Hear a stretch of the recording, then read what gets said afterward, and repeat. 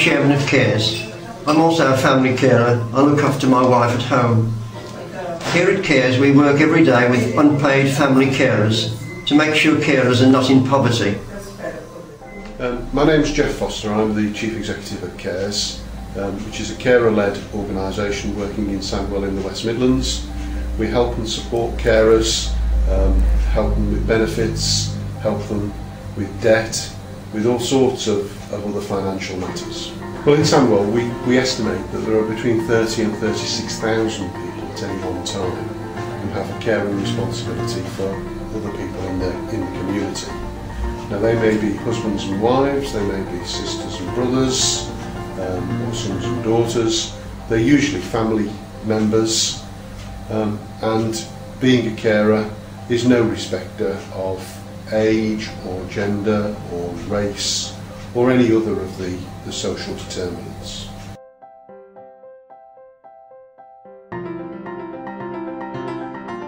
We have an information and advice service at Cares which is quite heavily structured to help and support carers with benefits and with other financial matters. Last year, for instance, we raised over £600,000 in additional benefits for carers through helping them fill in the forms in the correct way, through representation at appeals and tribunals, and advocating for carers in terms of debt and other forms of financial difficulty. Well, carers are everywhere. As I said, there are no, being a carer is no respecter of race, gender or class, and what that means is that in any community, about 15% of all households contain a carer within them. So when we help carers in their daily living response, we help the whole community. We've got large numbers of volunteers that we work with. Many of the staff are carers, so they are able to articulate and are familiar with the issues that carers face. And the package of staff, volunteers and carers results in an organisation that bears comparison with any other organisation in the country. In September, the Minister of Pensions, Mr Steve Webb, visited the centre to listen to carers concerned about their benefits. Pensions, it's about your pension in the future, not your pension now. And it's saying if you're below state pension age, at the moment, if you're actually getting carers allowance, so 35 hours a week or more, that's all sorted as regards your pension, that's all protected. So the test is 20 hours a week, and then either you're caring for someone who's on sort of one of the higher rates of the disability benefits, or your doctor, or a doctor who knows the person you're looking after can just sign a form, say, yeah, the person you're looking after needs that level of care, shopping and help with whatever it is, and that all goes through to the pension service, and then you get protection for your pension rights for that. I'm Val Whitehouse. I'm Vice Chair of Cares, and I'm a carer for my husband. So we've got the veg and the fruit on the table. We all provide it ourselves. We bring something each week for the raffle and also for the bingo. It's to support the group and help support Cares. Yes, I'm Rosie Edwards, Sandwell's Anti-Poverty Manager.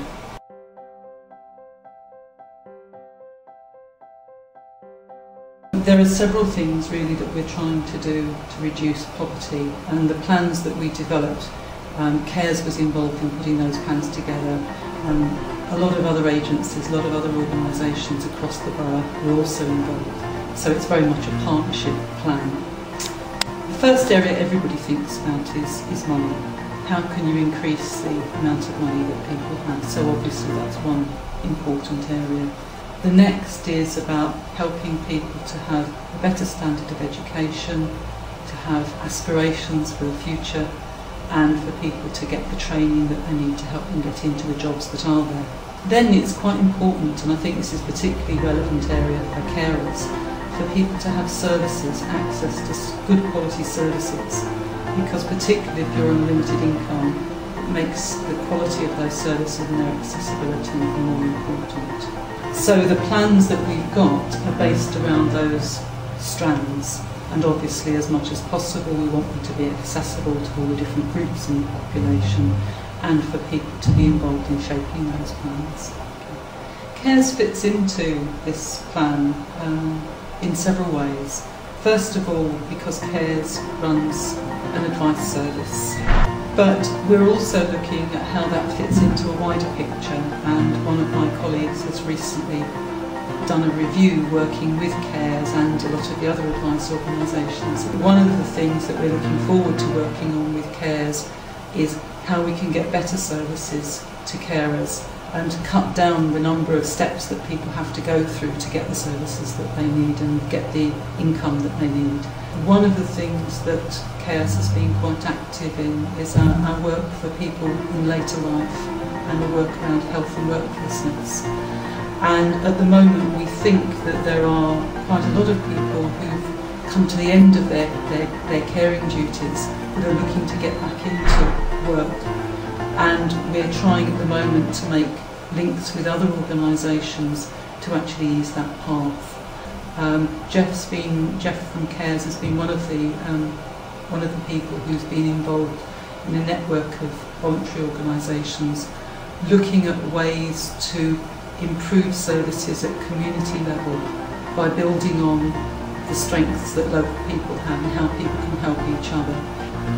And one of the things that it's been suggested that we might look at as part of the new Friends and Neighbours scheme is local community transport services and how we can build on what's there rather than cutting across what's there.